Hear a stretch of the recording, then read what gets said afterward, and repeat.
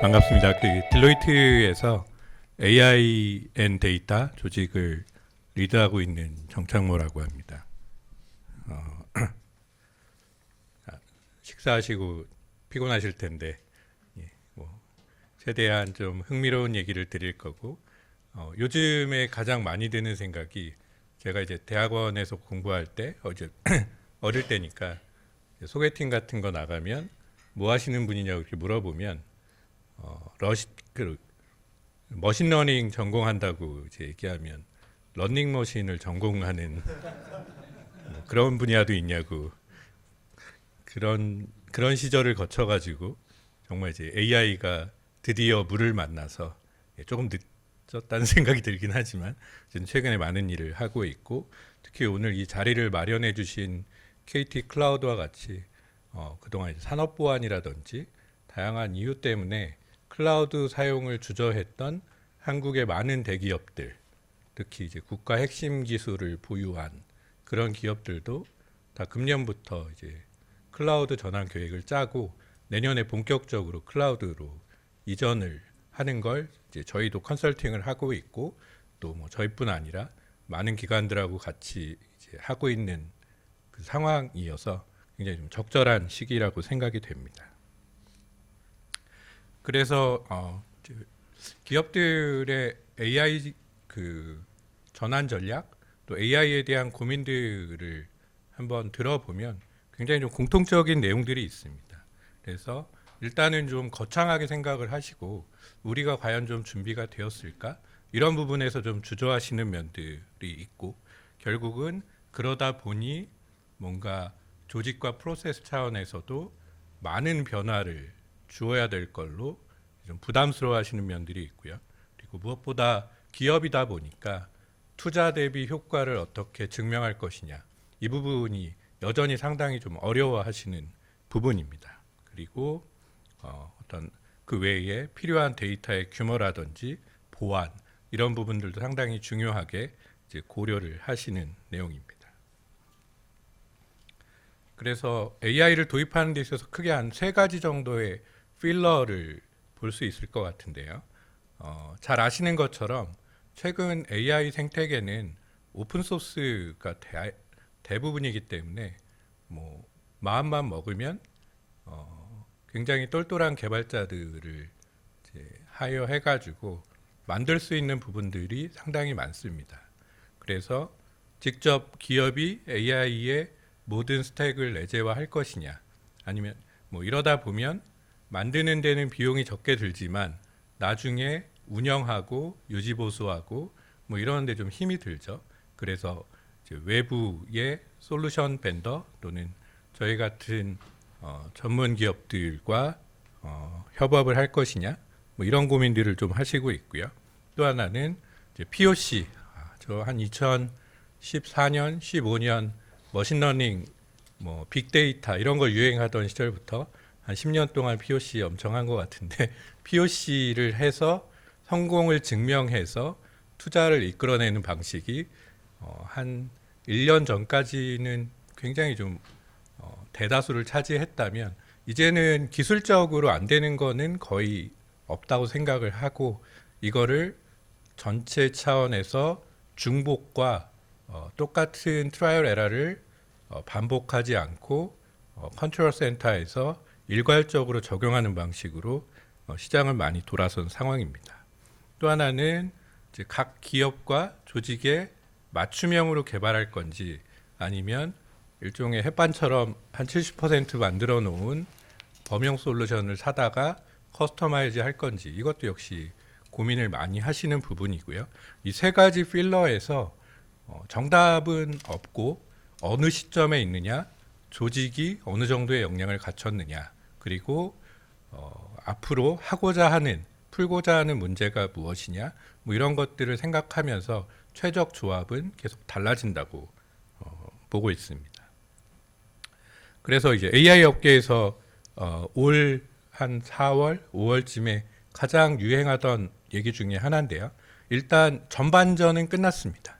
그래서 전반전이라 함은 논문을 많이 쓰고 알고리즘의 아키텍처들을 이렇게 저렇게 해보고 GPU를 때려 넣어서 이게 되냐 안 되냐를 증명하던 시절은 끝났고요.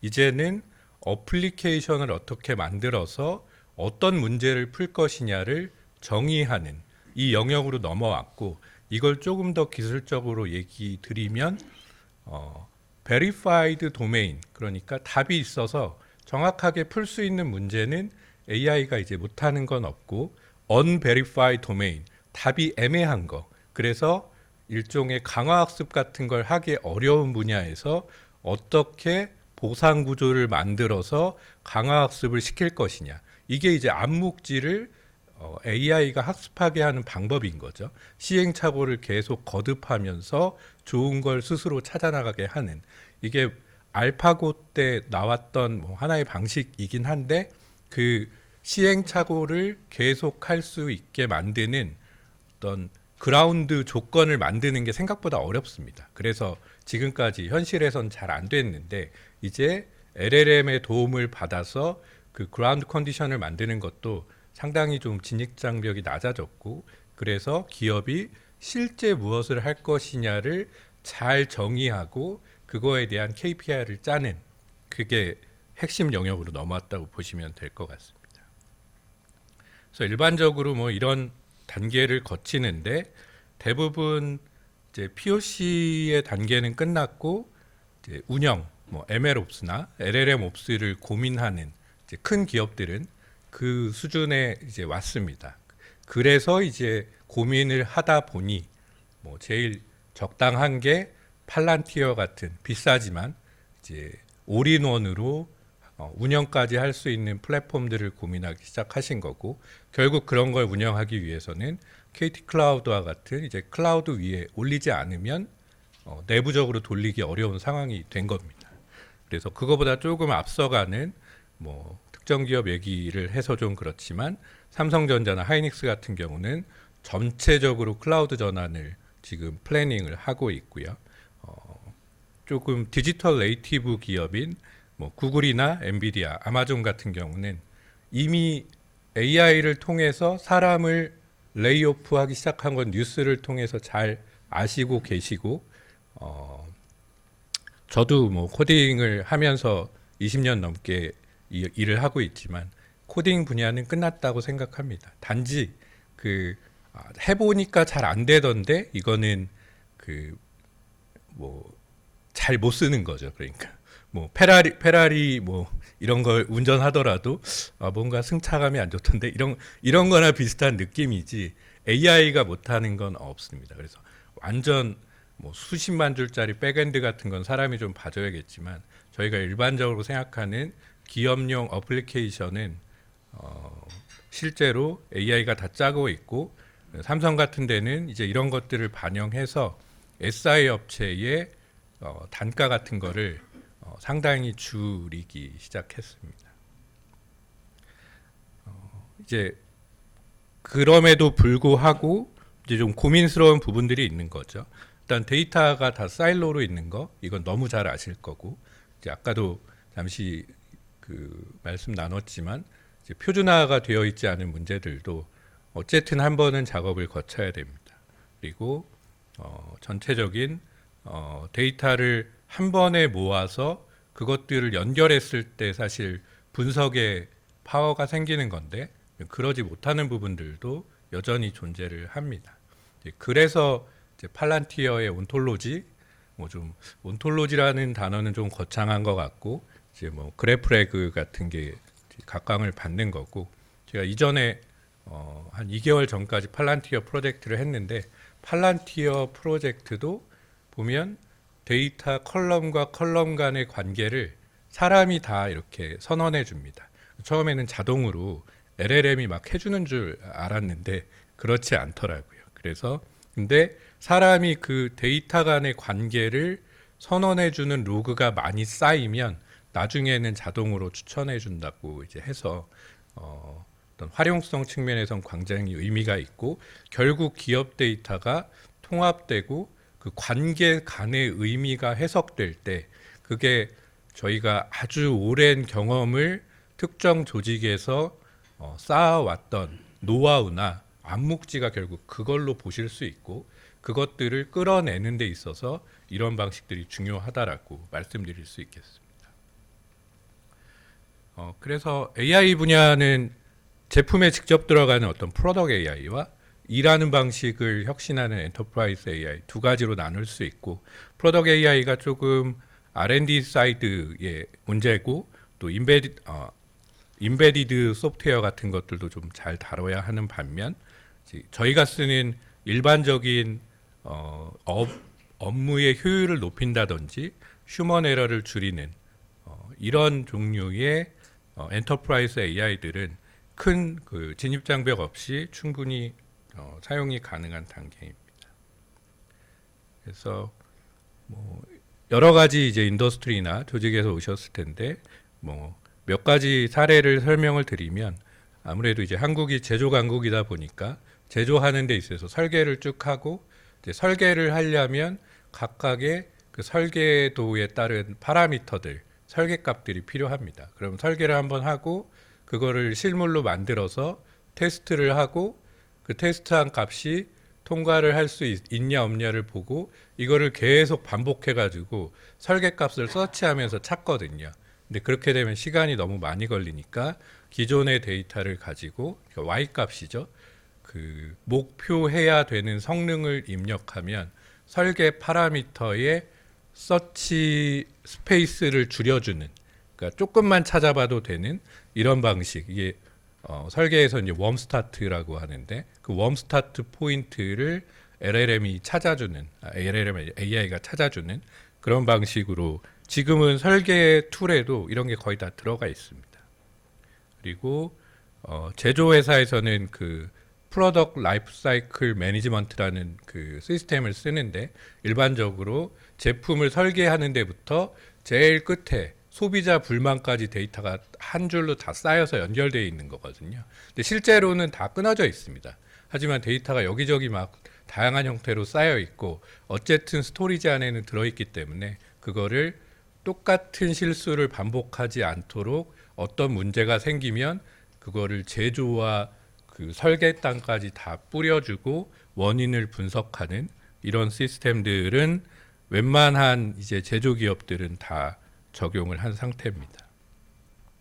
그리고 제일 얘기를 많이 하는 게 설비의 예지 보전. 이거는 뭐 2016, 17년에 저희가 GE의 그 프리딕스 막 이런 케이스들 많이 얘기 들으셨을 텐데, 뭐 그 센서를 달아가지고 언제 고장이 날지 미리 예측해서 사전에 그거를 교체해주고, 그래서 다운타임을 없애고, 다 되게 이론적으로는 오래된 프레임이고, PHM이라고 설비의 이제 건강학회 뭐 이런 것도 굉장히 큽니다. 근데 이게 실제 현장에서는 왜 잘 안 되냐면, 설비에 무슨 데이터를 모아야 모델이 정확도가 높은지 아는 데가 별로 없습니다. 설비 회사는 아주 큰, 저희가 아는 뭐 몇백억짜리를 팔지 않는 이상 본인들이 만드는 데이터는 그냥 물건이 하나 생산됐어요. 이제 이걸 세기 위한 데이터만 있고, 이제 이거를 가져다 쓰는 회사도 기존의 설비로 데이터를 분석한다는 생각을 안 해봤기 때문에 데이터를 찾는데 훨씬 시간이 많이 걸리고, 실제 뭐 AI나 모델링의 영역은 상대적으로 뭐 한 20% 시간으로 보면 그 정도면 이제 맞출 수 있는 얘기입니다. 그리고 뭐 이런 이미지를 가지고, 저건 이제 회로기판인데요, PCB. 저기에 옛날에는 합격 불량 이렇게 했지만 그 중간 어딘가에 애매하게 있는 것들, 그래서 이제 AI가 확률 모델로 80% 정도 불량인 것 같다 이렇게 얘기를 하는 거죠. 그래서 이런 뭐 CNN 계열의 모델을 쓰는 것들은 굉장히 이제 오랫동안 해왔던 일인데, 생각보다 또 현장에 적용하려면 조명이나 반사 이런데 영향을 많이 받습니다. 그래서 제가 이거를 한 4년쯤 전에 중국에 있는 천진 공장에 설치를 해서 굉장히 뭐 신문 기사도 나고 그 나름 잘했다고 칭찬을 많이 받았는데, 그 추석 전에 공장에서 안 된다고 저한테 추석 끝나면 출장 와서 고쳐달라고 해가지고 출장 예약을 다 잡고 했는데, 추석이 끝나니까 이제 안 와도 된다는 거예요. 그래서 중국의 나름 어떤 뭐 칭화대를 나온 전제 개발자가 고쳤나 했더니 그 라인이 그 추석 연휴 동안 서가지고 그 앞에 카메라 먼지를 닦았더니 이게 너무 깨끗해져서 인식률이 좋아졌다. 그래서 AI 시대에도 사실 또 저희가 물리적으로 또 해야 되는 것들도 있고 그 뭐 저희가 뭐 작업자 안전 같은 거 얘기하면서 뭐 헬멧을 썼나 안 썼나 특정 구역에 들어가서 뭐 쓰러졌을 때 뭐 반도체 팹 같은데 그런 거 많이 하거든요. 근데 해보면 작업자가 동복을 입었을 때와 하복을 입었을 때 색깔이 다르다. 이러면 또 인식이 또 잘 안 되고 합니다. 그래서 생각보다는 그런 민감도 같은 걸 좀 잘 고민을 하셔야 되고요. 뭐 나머지 내용들은 또 자료를 통해서 공유를 드리도록 하겠습니다. 그래서 뭐 LLM을 통해서 문서를 만들고 뭐 이런 것들은 지금은 파워포인트 정도를 제외하면 나머지 마커 언어로 되어 있는 뭐 파워포인트도 마찬가지긴 하지만 그림이나 이런 걸 워낙 많이 넣다 보니까 좀 한계가 있지. 엑셀이나 워드는 회사가 원하는 폼 그대로 자동으로 작성을 해드리고 있고 챗봇 잘 아시는 것처럼 상당 부분 이제 상담사를 대체해 가고 있습니다. 이거는 사실은 돈이 될 거다라는 분위기를 가장 잘하는 거는 PE 같은 투자사인데 저희가 그 PE하고 이런 한국에 있는 중견 콜센터들을 인수하면 AI로 인력을 구조조정해서 되파는 거의 프로젝트를 사실은 함께 하고 있습니다. 그래서 뭐 이 부분은 이미 어느 정도는 결정이 됐다고 보고요. 특히 이제 경영 관리에서 제일 손이 많이 가는 게 뭔가 값이 맞는지 보고 누가 결제한 게 맞는지 보고 뭐 이런 거죠. 그래서 대사한다라고 하고 그거에 대한 결과 보고서 쓰고 뭐 저희가 이제 회계법인 기반의 펌이다 보니까 이런 일 굉장히 많이 하는데 뭐 이런 겁니다. 그래서 여기에 어떤 지출 금액이 있는데 그거에 증빙에도 그 지출 금액이 맞게 돼 있나 이런 거를 눈으로 확인하고 그 다음에 그거를 승인한 사람이 승인 일시가 제때이고 그게 진짜 정결권자가 맞는지 이런 거 사실 굉장히 단순 반복적인 일인데 아르바이트생이나 회계사 1, 2년 차들이 들어가서 한 2, 3개월씩 하는 일입니다. 근데 이런 거는 옛날에는 양식이 다르거나 약간 좀 글자가 이렇게 어색하거나 그러면 인식률이 떨어졌는데 지금 나오는 인텔리전스 파서들은 맥락을 읽는 거기 때문에 거의 한 97, 8% 이상 정확도를 가지고 있고 이거를 뒤에는 안 나왔네요. 이 결과에 대해서 본인 그 AI가 왜 그렇게 판단했는지를 아주 상세하게 적어주기 때문에 사람이 보고 AI의 어떤 활동에 대한 검증도 충분히 가능합니다.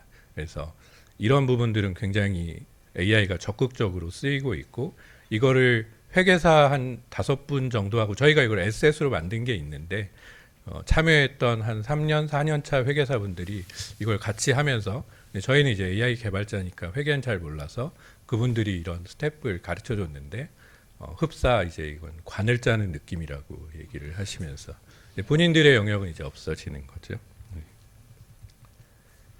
그리고 이제 에이전트 AI는 이제 저는 과도기적인 어떤 그 과도기 기술이라고 보고요.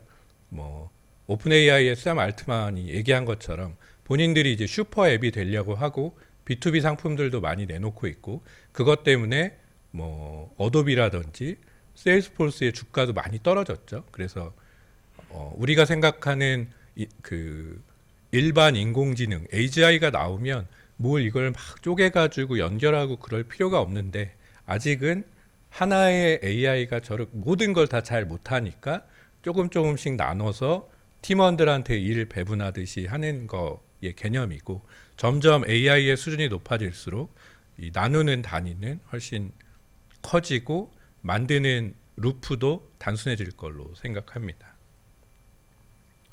그래서 이 에이전틱 AI 프로젝트를 그래도 한 10개 이상 지금 해왔고 하고 있는데 이 LLM의 영역은 약간 어머님 손맛 같은 거여서 또 정답이 없습니다. 그래서 문서의 특성에 따라서 문서를 처리하는 청커라든지 뭐 인베딩 뭐 이런 거 다 다르고 해가지고 뭔가 있는 기술 요소들을 잘 이렇게 엮어내는 그게 필요하고 결국은 뭐 이게 이 영역뿐 아니라 저희가 알고 있는 뭐 메타의 400억, 500억씩 받고 가는 그 인력들도 GPU 100개, 200개 이상 연결해서 돌려본 그 경험을 사는 거거든요. 그것도 정답이 없는 영역이다 보니까.